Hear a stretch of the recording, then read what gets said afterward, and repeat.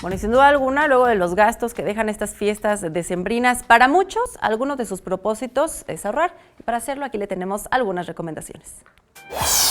Uno de los principales propósitos que las personas se ponen al iniciar cada año es la de ahorrar, aunque pocos logran cumplir con el objetivo por diversas circunstancias. Ahorrar no solo se trata de un buen propósito, forma parte de una cultura de prevención para solventar emergencias o necesidades. Es un hábito sano, por supuesto, deseable para que toda la economía funcione, no solamente la familia, no solamente el sujeto que obtiene un ingreso, sino que toda la economía en general pueda funcionar adecuadamente. Se requiere fundamentalmente del hábito del ahorro, ¿no?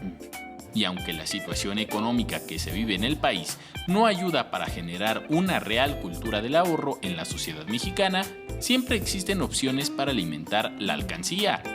Ha habido una combinación, digamos, del ahorro institucional, que es el que propiamente fomenta la banca comercial, y el ahorro, digamos, tradicional, que es el ahorro popular. En el ahorro popular, pues tiene que ver los hábitos de ahorro que muchas veces las familias realizan a través de las tandas, a través del cochinito, por ejemplo, o guardar el dinero debajo del colchón, que son los tradicionales. Especialistas en la materia destacan que solo el 32% de los mexicanos ahorran de 1 al 10% de sus ingresos. Si usted es de los que busca un ahorro institucional, tome en cuenta las siguientes recomendaciones.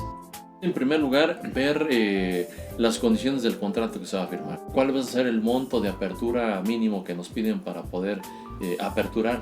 También preguntar cuál va a ser la tasa de interés que nos van a pagar. Y como padres de familia, el fomento de la cultura del ahorro en sus niños se vuelve fundamental. Con imágenes de Javier Cordero, Enrique Muñiz, 21 Noticias.